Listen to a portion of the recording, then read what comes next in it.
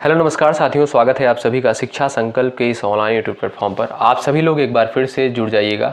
आज के इस स्पेशल क्लास में हम लोग देखने वाले हैं UP DElEd second semester Hindi के बहुविकल्पी प्रश्नों को, जो कि पिछले वर्षों में पूछे जा चुके हैं। आइए आप लोग जुड़ जाइए, बिना किसी देरी के स्टार्ट करते हैं आज के इस सेशन को और देखते हैं कि कौन कौन से प्रश्न पूछे गए थे। आप लोग हर एक प्रश्न का जवाब देते हुए चलिएगा। हालांकि हमने यहाँ पर जवाब को भी लिया है कि कौन से क्वेश्चन का कौन सा विकल्प बिल्कुल करेक्ट है। इस वीडियो का उद्देश्य ये है कि कैसे प्रश्न पेपर में पूछे जाते हैं, आप लोग एक ओवरव्यू देख लीजिएगा और आप लोग कितने प्रश्नों को सही कर पाते हैं आप लोग अपने मन में उत्तर देते हुए चलिएगा। आइएगा, एक स्पीड के साथ इन प्रश्नों को हम लोग देखते हुए चलेंगे, ज़्यादा समय नहीं लेंगे। किस वाक्य में वचन का सही प्रयोग हुआ है? दोस्तों यहाँ पर देखेंगे ऑप्शन नंबर आपका चौथा करेक्ट हो जाएगा, मेरे होश उड़ गए। जब आप लोग चारों ऑप्शंस को पढ़ेंगे तब आपको खुद ही लग जाएगा कि कौन सा वाक्य आपका बिल्कुल यहाँ पर सही होगा। देखिए, मेरी होश उड़ गई, ये तो बिल्कुल कोई वाक्य होता नहीं है। वचन के आधार पर ये आपका बिल्कुल गलत हो जाएगा। हमारा होश उड़ गए, ये तो बिल्कुल गलत है आपका। मैं होश उड़ गई, ये तो कोई वाक्य होता नहीं है। जब आप चौथा ऑप्शन पढ़ेंगे, मेरे होश उड़ गए, तो ऑप्शन नंबर आपका चौथा करेक्ट हो जाएगा। आइए आगे बढ़ते हैं। क्वेश्चन नंबर दूसरा कहता है, राम ने बाण से रावण को मारा। बाण से में कौन सा कारक है, यानी ये जो बाण से है इसमें कौन सा कारक है? दोस्तों तो यहाँ पर देखेंगे आप लोग कर्ण कारक हो जाएगा, क्योंकि कर्ण कारक का जो चिन्ह होता है क्या होता है, कर्ता ने कर्म को कर्ण से, तो बाण से यहाँ पर दिया है, इसलिए ऑप्शन नंबर आपका ए करेक्ट हो जाएगा, कर्ण से। ठीक है, आइएगा ऑप्शन नंबर आपका पहला करेक्ट हो जाएगा। आगे बढ़ते हैं। कौन सा युग्म जो है असंगत है, यानी कौन सा युग्म बिल्कुल आपका गलत है, आप लोग बता सकते हैं। चारों ऑप्शंस को ध्यानपूर्वक पढ़िए और जवाब देने का प्रयास करिए।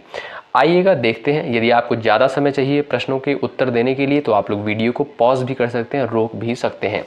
यहाँ पर देखेंगे ऑप्शन नंबर आपका दूसरा करेक्ट हो जाएगा, पेड़ से फल गिरा। ये आपका गलत होगा। क्यों गलत होगा? क्योंकि पेड़ से फल गिरा यहाँ पर अलग होना प्रतीत हो रहा है, इसलिए दोस्तों यहाँ पर अपादान कारक होगा और यहाँ पर दिया क्या है, कर्ण कारक दिया है, तो ये आपका बिल्कुल गलत वाक्य हो जाएगा, इसलिए ऑप्शन नंबर बी राइट हो जाएगा, क्योंकि असंगत पूछा है। आइए, जिसकी लाठी उसकी भैंस में रेखांकित शब्द है, यानी उसकी जो है ये कैसा शब्द है? पुरुषवाचक सर्वनाम, निजवाचक सर्वनाम, संबंधवाचक सर्वनाम, निश्चयवाचक सर्वनाम। दोस्तों ये हो जाएगा आपका संबंधवाचक सर्वनाम, क्योंकि यहाँ पर देखिएगा उसकी एक संबंध स्थापित कर रहा है। ठीक है, ऑप्शन नंबर आपका सी करेक्ट हो जाएगा, स ऑप्शन आपका यहाँ पर राइट हो जाएगा। आइए आगे बढ़ते हैं। दोस्तों आप सभी को पता होगा यूपी डीएलएड सेकंड सेमेस्टर में जो हिंदी पूछी जाती है वो 25 नंबर की पूछी जाती है, तो उसमें बहुविकल्पी प्रश्न भी होते हैं, तो आप लोग देख लीजिएगा, ऐसे प्रश्न आपको पेपर में देखने को मिलेंगे। ठीक है, आप लोग प्रीवियस ईयर क्वेश्चन को जरूर लगाइएगा, जो पिछले वर्ष में पूछे गए हैं, ये सारे प्रीवियस ईयर ही हैं जो पूछे जा चुके हैं, जरूर लगाइए इनको, क्योंकि ऐसे ही प्रश्न आपको पेपर में देखने को मिलेंगे। निश्चयवाचक सर्वनाम है दोस्तों, यहाँ पर देखेंगे यह वह जो ये होते हैं आपके, यह वह, ये आपके क्या होते हैं, निश्चयवाचक सर्वनाम के अंतर्गत आते हैं। आपने पढ़ा होगा, तो चौथा विकल्प आपका करेक्ट हो जाएगा। ज़्यादा यहाँ पर डिस्क्राइब नहीं करेंगे हम इन सारे क्वेश्चंस को, एक स्पीड के साथ इन प्रश्नों को हम लोग कवर करेंगे। आइए, क्योंकि हमारा उद्देश्य है कि आप लोग इन सारे प्रश्नों को देख लीजिए कि पेपर में कैसे प्रश्न पूछे जाते हैं। किस वाक्य में विशेषण संबंधी अशुद्धि नहीं है? किस वाक्य में विशेषण संबंधी अशुद्धि नहीं है? जब आप लोग चार ऑप्शंस को पढ़ेंगे तो आपका ऑप्शन नंबर ए यहाँ पर करेक्ट आएगा, वहाँ ज्वर की सर्वोत्कृष्ट चिकित्सा होती है। ठीक है, आइए आगे बढ़ते हैं। वाह वाह फिर साइकिल चलाइए, वाक्य में वाह वाह शब्द क्या है? यहाँ पर देखेंगे दोस्तों विस्मयादिबोधक चिन्ह लगा हुआ है, ये होता है आपका विस्मयादिबोधक। ठीक है, आपको पता है, यहाँ पर देखेंगे तो हो जाएगा, सिंपल सा क्वेश्चन है, विस्मयादिबोधक अव्यय हो जाएगा। ठीक है, ऑप्शन नंबर आपका ए करेक्ट हो जाएगा, पहला ऑप्शन आपका राइट होगा। परिश्रमी शब्द में कौन से विशेषण का बोध होता है? दोस्तों परिश्रमी शब्द में जो है गुणवाचक विशेषण होगा, पहला विकल्प आपका यहाँ पर बिल्कुल करेक्ट होगा। आइएगा आगे बढ़ते हैं और अगला प्रश्न देखते हैं। वह गलत होने से खाली स्थान दिया है, यहाँ पर खाली स्थान की जगह पर क्या आएगा, बहुत तेज अचानक धीरे धीरे, डरती है, वाक्य में उचित क्रिया विशेषण शब्द आएगा। दोस्तों यहाँ पर देखेंगे आप लोग, वह गलत होने से बहुत डरती है। डरना क्या है दोस्तों, क्रिया है, बहुत क्या है, क्रिया विशेषण। अब क्रिया विशेषण किसे कहते हैं, यानी क्रिया की विशेषता बताने वाले शब्दों को क्रिया विशेषण कहते हैं। यहाँ पर क्रिया क्या है, डरना क्या है, एक क्रिया है, और बहुत क्या है, क्रिया विशेषण है। ठीक है, क्योंकि ये विशेषता बता रही है, क्रिया की विशेषता बता रही है, इसलिए यहाँ पर जो हो जाएगा बहुत, ऑप्शन नंबर आपका ए राइट हो जाएगा। आशा करता हूँ समझ में आया होगा। आगे बढ़ते हैं। यह मेरा खाली स्थान दिया है कि आज वर्षा अवश्य होगी, यह मेरा अनुमान है कि आज वर्षा अवश्य होगी। तो चौथा विकल्प आपका राइट हो जाएगा। बेसिक सा क्वेश्चन है, थोड़ा सा दिमाग लगाइए और आप लोग सही उत्तर पाइए। आइए चलिए फटाफट आप लोग सभी दोस्त सभी साथी सेशन को लाइक ज़रूर करिएगा। आप लोगों के लिए यहाँ पर क्वेश्चंस को कंसाइज किया जाता है, मेहनत किया जाता है। आप लोग जरूर सब्सक्राइब करिए चैनल को और सेशन को लाइक ज़रूर करिए। चलिएगा, सभी श्रोता यथास्थान बैठे थे। व्याकरण की दृष्टि से इस वाक्य में रेखांकित पद यथास्थान क्या है? यहाँ पर दोस्तों पूछता है ये यथास्थान जो शब्द है ये कैसा शब्द है? तो ये आपका एक अव्यय है, ठीक है। ऑप्शन नंबर आपका ए करेक्ट हो जाएगा। अब क्वेश्चन नंबर अगला यहाँ पर देखेंगे, जटिल विशेषण के लिए निम्नलिखित में से उपयुक्त संज्ञा होगी। जटिल विशेषण के लिए निम्नलिखित में से उपयुक्त संज्ञा होगी। ऑप्शन नंबर आपका यहाँ पर स करेक्ट हो जाएगा, यानी ऑप्शन नंबर सी करेक्ट हो जाएगा, समस्या, ठीक है। आइए अगला प्रश्न कहता है, रिक्त स्थान की पूर्ति के लिए उपयुक्त कारक चिन्ह का चयन कीजिए। रिक्त स्थान की पूर्ति के लिए उपयुक्त कारक चिन्ह का प्रयोग कीजिए। प्रत्येक प्रश्न के 4 संभावित उत्तर दिए गए हैं, तो तीसरा विकल्प दोस्तों करेक्ट हो जाएगा। इस खाली स्थान की जगह पर क्या आएगा? के आ जाएगा, यानी तीसरा विकल्प राइट हो जाएगा। प्रत्येक प्रश्न के 4 संभावित उत्तर दिए गए हैं। आइए आगे बढ़ते हैं। यहाँ पर अगला प्रश्न कहता है, हीरा जयपुर से दिल्ली जा रहा है, इस वाक्य में कारक है। दोस्तों यहाँ पर देखिएगा, जयपुर से दिल्ली जा रहा है, यानी एक अलगाव का यहाँ पर देखिएगा अलग होना प्रतीत हो रहा है, ठीक है। जयपुर से कहाँ जा रहा है? दिल्ली जा रहा है, इसलिए अपादान कारक हो जाएगा। और अपादान कारक जो चिन्ह होता है, कर्ता ने कर्म को करण से अपादान से अलग होना, ठीक है। तो इसलिए ऑप्शन नंबर बी करेक्ट हो जाएगा आपका। आगे बढ़ते हैं और अगला प्रश्न यहाँ पर हम लोग देखेंगे। अगला प्रश्न कहता है, मानव शब्द के लिए उपयुक्त भाववाचक संज्ञा का चयन कीजिए। दोस्तों मानवता जो है आपका यहाँ पर देखेंगे एक भाववाचक संज्ञा हो जाएगी, और बाकी की ये जो तीनों शब्द हैं ये तो आपके गलत है, ठीक है। मनस्वी, मनुष्यत्व, आदमीयता, मानवता, मानवता आपका यहाँ पर बिल्कुल राइट हो जाएगा। मानवता जो है आपका एक भाववाचक संज्ञा के अंतर्गत आती है, ठीक है। भाववाचक संज्ञा का अर्थ होता है दोस्तों, आप इसे प्लेट में जो है नहीं परोस सकते हैं। एक सिंपल सी परिभाषा आप लोग याद रखिए, मतलब आप लोग ऐसे ही याद कर सकते हैं, कभी नहीं भूलेंगे कि आप लोग जो है एक भाव होता है, एक फीलिंग होती है, इसे आप जो है परोस नहीं सकते हो किसी के सामने, ठीक है। आइए आगे बढ़ते हैं। यहाँ पर देखेंगे, किस वाक्य में कर्मवाच्य का प्रयोग हुआ है? तो आप लोग बता सकते हैं, जैसा कि आपने वाच्य पढ़ा होगा, कर्मवाच्य होते हैं, कर्तवाच्य होते हैं। चलिए, और एक आपका होता है भाववाच्य। वाच्य कितने प्रकार के होते हैं? 3 प्रकार के। तो यहाँ पर पूछता है आपसे कर्मवाच्य का प्रयोग हुआ है। दोस्तों देखेंगे यहाँ पर, राम द्वारा पत्र पढ़ा जाता है, तो ऑप्शन नंबर आपका तीसरा करेक्ट हो जाएगा, ये होगा आपका कर्मवाच्य। लिखा नहीं जाता वाक्य में कौन सा वाच्य है? लिखा नहीं जाता वाक्य में कैसा वाच्य है? ये भाववाच्य। दोस्तों जहां पर आपको नहीं दिखे वहां पर आप लोग लगाइएगा भाववाच्य, ठीक है। जैसे लिखा नहीं जाता, पढ़ा नहीं जाता, किया नहीं जाता, इस तरीके से अगर आपके सामने कोई वाक्य आता है तो आप लोग उसमें क्या लगाएंगे? भाववाच्य लगाएंगे। ये सिंपल सी पहचान इसकी है। आइएगा और अगला प्रश्न यहाँ पर देखेंगे, इनमें से किस वाक्य में संदेहार्थक क्रिया का रूप प्रयुक्त हुआ है? तो आप लोग यहाँ पर देखेंगे, तुमने अखबार पढ़ा होगा, तो यहाँ पर देख एक संदेह उत्पन्न हो रहा है, ठीक है। यहाँ पर एक संदेह हो रहा है, तुमने अखबार पढ़ा होगा। ऑप्शन नंबर आपका यहाँ पर चौथा बिल्कुल राइट हो जाएगा। अगला प्रश्न यहाँ पर देखेंगे, अनुकरणात्मक क्रिया नहीं है। दोस्तों फड़फड़ाना देखेंगे, ये आपका क्या है? एक अनुकरणात्मक क्रिया है। मिमियाना ये भी है, हिनहिनाना ये भी एक अनुकरणात्मक क्रिया है।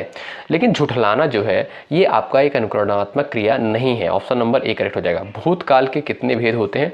दोस्तों भूतकाल के 6 भेद होते हैं। बहुत महत्वपूर्ण प्रश्न है। भूतकाल के कितने भेद होते हैं? 6 भेद होते हैं। श्याम ने गाना गाया होगा वाक्य में प्रयुक्त है संदिग्ध भूतकाल, ठीक है। श्याम ने गाना गाया होगा, इसमें जो है संदिग्ध भूतकाल होगा। अगला प्रश्न कहता है, क्रिया के अर्थ, एक सेकेंड, हाँ चलिएगा फिर से स्टार्ट करते हैं। माइक में थोड़ा सा प्रॉब्लम आ गई थी। यहाँ पर देखेंगे, श्याम ने गाना गाया होगा वाक्य में प्रयुक्त है, यहाँ पर संदिग्ध भूत हो जाएगा। हम लोग क्वेश्चन नंबर 22 पर थे। क्रिया के अर्थ में विशेषता प्रकट करने वाले अव्यय को क्या कहते हैं? दोस्तों क्रिया विशेषण कहते हैं, ठीक है। ऑप्शन नंबर आपका चौथा करेक्ट हो जाएगा। कालवाचक क्रिया विशेषण है, कालवाचक क्रिया विशेषण है। अब जो है आपका एक कालवाचक क्रिया विशेषण है। वह किधर गया, वाक्य में किधर शब्द जो है कैसा है, एक स्थानवाचक विशेषण है। किधर क्या है, एक जो है आपका स्थानवाचक विशेषण है। आइएगा अगला प्रश्न यहाँ पर हम लोग देखेंगे, आप लोग देखेंगे दोस्तों, कौन सा शब्द जो है क्रिया विशेषण है। तो धीरे धीरे क्या है आपकी एक क्रिया विशेषण है। ऑप्शन नंबर आपका तीसरा करेक्ट हो जाएगा। परिमाणवाचक क्रिया विशेषण अव्यय है, तो अत्यंत जो है आपका एक परिमाणवाचक क्रिया विशेषण अव्यय हो जाएगा। यहाँ पर चौथा विकल्प आपका राइट हो जाएगा। अपूर्ण भूत का, यहाँ पर अपूर्ण भूत का उदाहरण है, बालक सो रहा था, अपूर्ण भूतकाल। तो यहाँ पर देखेंगे बालक सो रहा था, ऑप्शन नंबर आपका बी करेक्ट हो जाएगा। आगे बढ़ते हैं। वाचन द्वारा, यहाँ पर देखेंगे वाचन द्वारा अधिगम किस प्रकार प्राप्त की जा सकती है। दोस्तों उपर्युक्त सभी, अब उपर्युक्त सभी तीनों विकल्प क्या हैं, सुनकर, पढ़कर, स्वयं बोलकर। यानी वाचन द्वारा अधिगम किस प्रकार प्राप्त की जा सकती है, सुनकर, पढ़कर, स्वयं बोलकर। अगला प्रश्न, वाचन की आवश्यकता होती है महापुरुषों की जानकारी तथा उनका विचारों को पढ़कर। उसके बाद ऑप्शन बी दिया है, अवकाश के क्षणों का सदुपयोग करने हेतु रचनाओं को पढ़कर, रचनाओं को पढ़कर व अन्य लोगों को सुनाकर। ऑप्शन नंबर आपका यहाँ पर डी करेक्ट हो जाएगा, उपर्युक्त सभी। ठीक है, आइए अगला प्रश्न देखते हैं। वाचन का महत्व क्या होता है। वाचन एकांकी हो सकता है, वाचन सामूहिक हो सकता है। अशिक्षित व्यक्तियों को वाचन द्वारा शिक्षित किया जाता है। ठीक है, ऑप्शन नंबर आपका चौथा करेक्ट हो जाएगा, क्योंकि तीनों विकल्प राइट है, उपर्युक्त सभी आपका यहाँ पर करेक्ट हो जाएगा। अगला प्रश्न है, अनुकरण वाचन का उद्देश्य नहीं है, लिखकर समझाना। अगला प्रश्न है, अशुद्ध उच्चारण का कारण है तोतलापन। ठीक है, ये आपका राइट आंसर जाएगा, ऑप्शन नंबर बी। अशुद्ध उच्चारण का क्या कारण होता है, तोतलापन होता है। ठीक है, आइएगा अगला प्रश्न यहाँ पर देखेंगे हम लोग। व्यक्तिगत अनौपचारिक पत्र के समापन में किस शब्द का प्रयोग किया जाता है। आपका आज्ञाकारी स्नेहकांक्षी। ठीक है, व्यक्तिगत अनौपचारिक पत्र के समापन के लिए किस शब्द का प्रयोग किया जाता है, आपका आज्ञाकारी या स्नेहकांक्षी शब्द का प्रयोग किया जाता है। आगे बढ़ते हैं और अगला प्रश्न यहाँ पर देखेंगे। नेक्स्ट क्वेश्चन है, किसी कार्य, यहाँ पर देखेंगे किसी कार्यालयी पत्र को प्रारंभ करते समय किस आदर सूचक शब्द का प्रयोग किया जाता है, मान्य, महोदय। ठीक है, अगला प्रश्न है, निम्न विकल्पों में से सकर्मक क्रिया का चयन कीजिए। दोस्तों सकर्मक क्रिया आपका क्या हो जाएगा यहाँ पर, तड़पाना। ठीक है, तड़पाना क्या है आपकी एक सकर्मक क्रिया है। आइएगा अगला प्रश्न है, हरि राम को पीट रहा है, इसमें एक रेखांकित शब्द में कारक है। हरि राम को पीट रहा है, दोस्तों देखेंगे कर्म कारक हो जाएगा। कर्ता ने कर्म को, इसलिए आपका हो जाएगा यहाँ पर क्या, ऑप्शन नंबर बी करेक्ट हो जाएगा, यहाँ पर हो जाएगा कर्म कारक। ठीक है, आगे बढ़ते हैं और अगला प्रश्न देखेंगे। यहाँ पर देखेंगे नेक्स्ट क्वेश्चन कहता है, वह कौन सा शब्द है जो प्रायः बहुवचन में प्रयुक्त होता है।